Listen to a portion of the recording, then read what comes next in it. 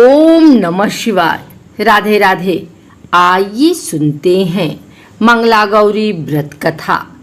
ईश्वर बोले, हे सनत कुमार, अब मैं अति उत्तम भौम व्रत का वर्णन करूंगा, जिसके अनुष्ठान करने मात्र से वैधव्य नहीं होता है।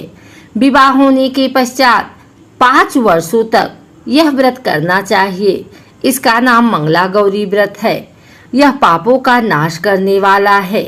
विवाह के पश्चात प्रथम श्रावण शुक्ल पक्ष में पहले मंगलवार को यह व्रत आरंभ करना चाहिए। केले के खंभों से सुशोभित एक पुष्पमंडल बनाना चाहिए और उसे अनेक प्रकार के फलों तथा रेशमी वस्त्रों से सजाना चाहिए।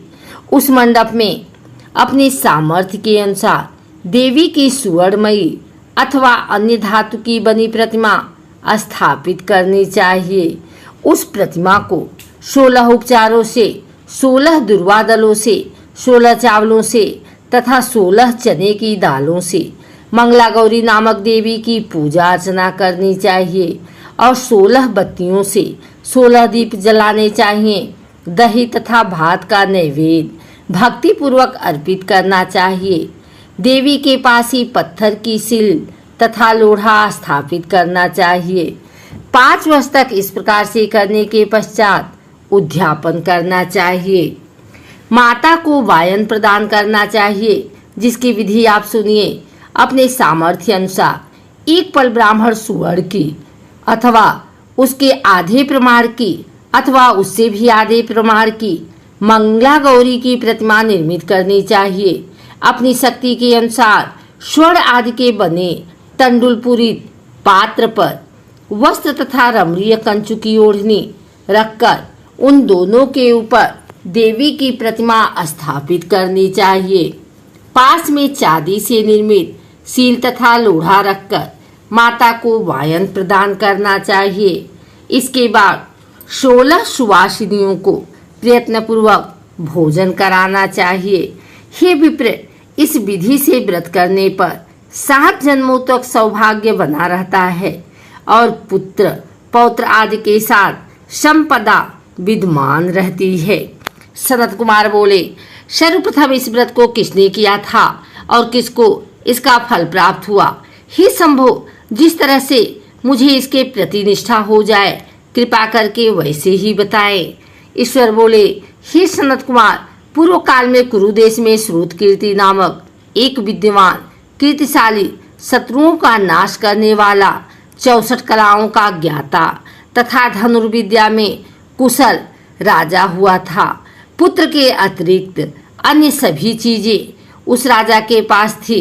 अतः वह राजा संतान के विषय में अत्यंत चिंतित हुआ और जब ध्यानपूर्वक देवी की आराधना करने लगा, तब उसकी कठोर तपस्या से देवी प्रसन्न हो गई और उससे यह वचन बोली, हे सुव्रत, वर मांगो। श्रुत कीर्ति बोला, हे देवी, यदि आप मुझ पर प्रसन्न हैं तो मुझे सुंदर पुत्र दीजिए।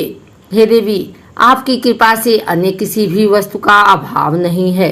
उसका यह वचन सुनकर पवित्र मुस्कान वाली देवी ने कहा, हे राजन, तुमने अत्यंत दुर्लभ वर मांगा है, फिर भी कृपावश मैं तुम्हें अवश्य दूंगी।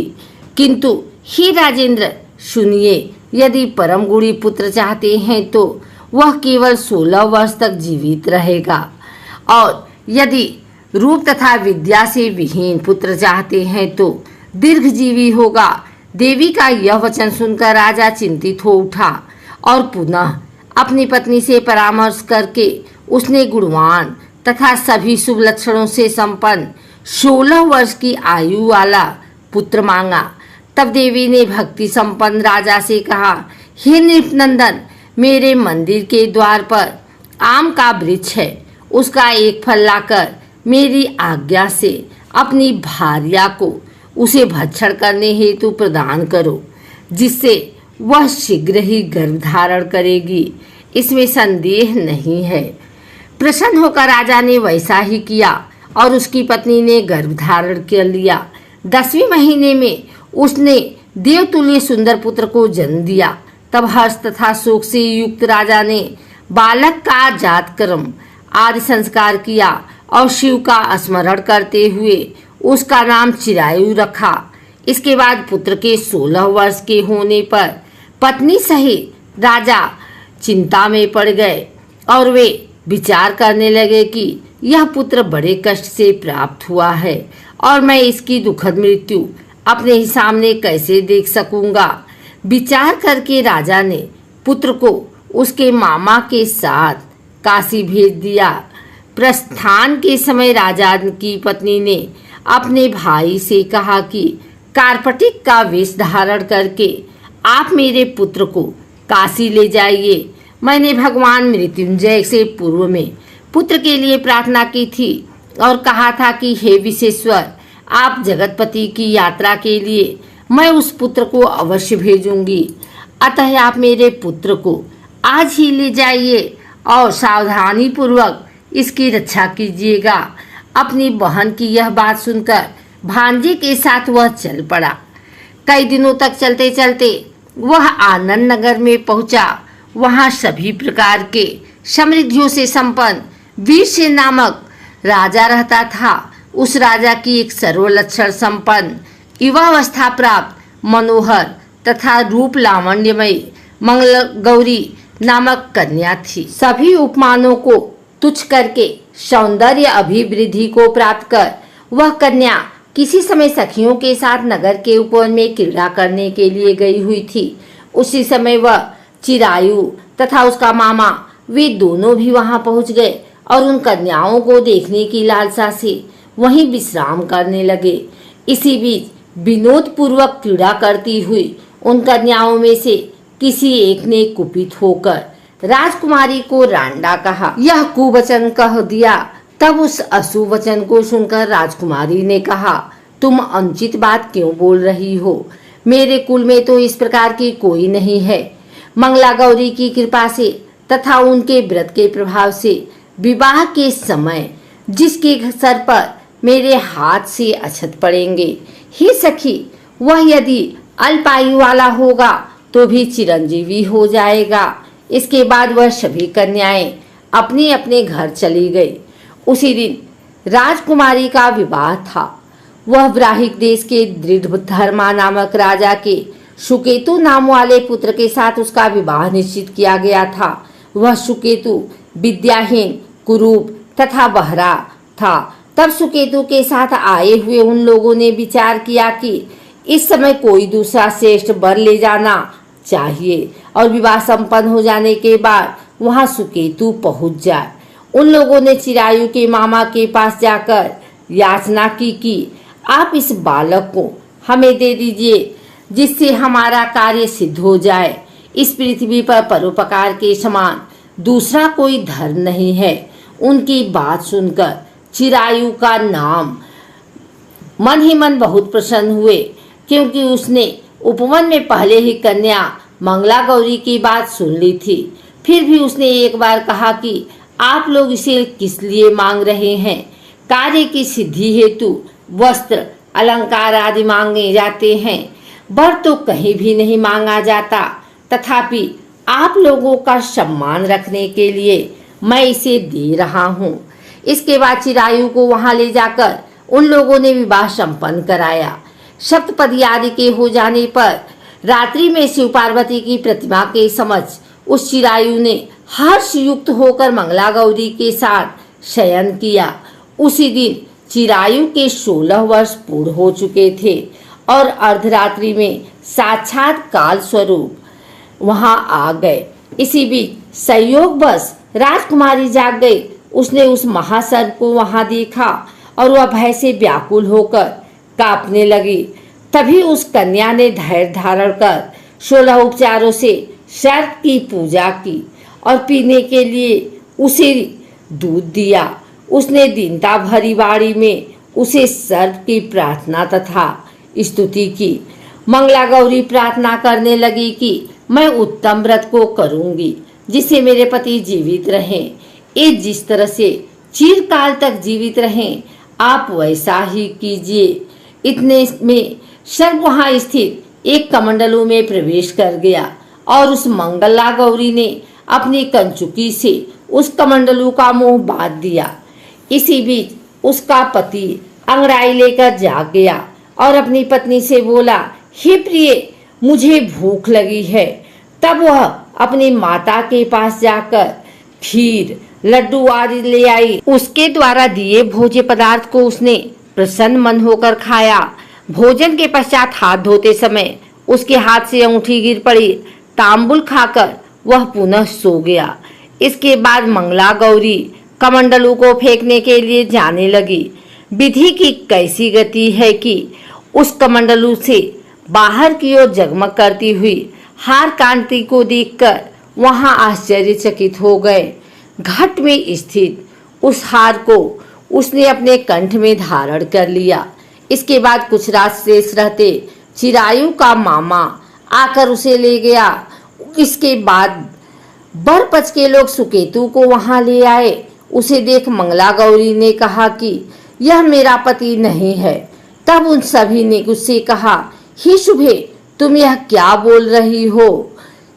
यहाँ तुम्हारा कोई परिचायक हो तो उसे हम लोगों को बताओ।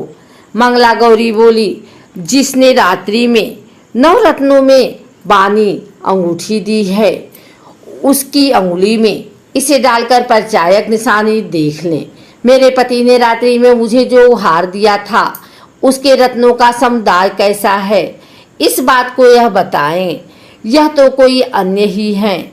इसके अतिरिक्त रात्रि में सीते समय उनके पैर कुमकुम से लिप्त हो गए थे। वह मेरी जांच पर अब भी विद्यमान है। उसे आप लोग शीघ्र देख रहे हैं। साथ ही रात में परस्पर भाषण तथा भोजन आदि जो कुछ किया गया था उसे भी यह बता दे। तब यह निश्चय ही मेरा पति है। इस प्रकार उसका वचन सुनकर सभी ठीक है कहने लगे। जब एक भी बात ना मिली तब सुकेतु को उसका पति होने से निषिद्ध कर दिया और वर पक्ष वाले जिस तरह से आए थे उसी तरह से चले गए। उसके बाद अपने वंश को बढ़ाने वाले महान यश से संपन्न तथा परम मनस्वी मंगला गौरी के पिता ने अन्य पान आदि का शस्त्र चलाया।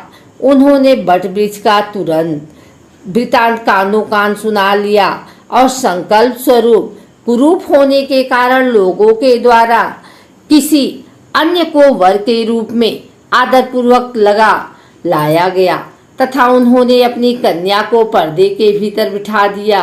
उसके बाद 1 वर्ष बीतने पर यात्रा करने चिरायु अपने मामा के साथ यहाँ देखने आया कि विवाह के बाद वहाँ क्या हुआ।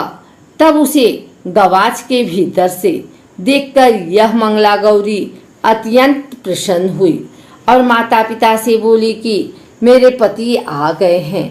राजा ने अपने गुरुजनों को बुलाकर पूर्व में कहे गए सभी परिचायकों को निशानी को देखकर मंद मुस्कान वाली अपनी कन्या चिरायु को सौंप दी। राजा ने शिष्ट जनों को साथ लेकर विवाह का उत्सव मनाया। इसके बाद राजा वीरसेन ने वस्त्र आभूषण आदि, सेना, घोड़े, रथ और अन्य भी बहुत सी सामग्रियां देकर उन्हें विदा किया। उसके बाद कुल को आनंदित करने वाला वह चिरायु पत्नी तथा मामा के साथ लेकर सेना के साथ अपने नगर पहुंचा। लोगों के मुख से उसे आया हुआ सुनकर उसके माता पिता को विश्वास नहीं हुआ। उन्होंने सोचा कि प्रारब्ध अन्यथा कैसा हो सकता है। इतने में वह अपने माता पिता के पास आ गया और स्नेह से परिपूर्ण हो चिरायु भक्तिपूर्वक उनके चरणों में गिर पड़ा। तब अपने पुत्र का मस्तक सूंघकर उन दोनों ने परम आनंद प्राप्त किया।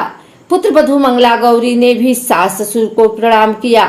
तब सास उसे अपनी गोद में बिठाकर वृतांत शीघ्रतापूर्वक पूछने लगी। हे महामुने, तब पुत्र वधू ने भी मंगला गौरी के उत्तम व्रत महात्म्य तथा जो कुछ घटित हुआ था वह सब वृतांत बताया। हे सनत कुमार, मैंने आपसे इस मंगला गौरी व्रत का वर्णन नहीं किया है। दिया जो कोई भी इसका श्रवण करता है अथवा जो इसे कहता है उसके सभी मनोरथ पूर्ण हो जाते हैं, इसमें संदेह नहीं है। सूत जी बोले, हे ऋषियों, इस प्रकार शिव जी ने मुस्कुरा करके मंगला गौरी व्रत बताया और उन्होंने सभी कार्यों को पूर्ण करने के लिए कहा। यह सुनकर महान आनंद प्राप्त हुआ।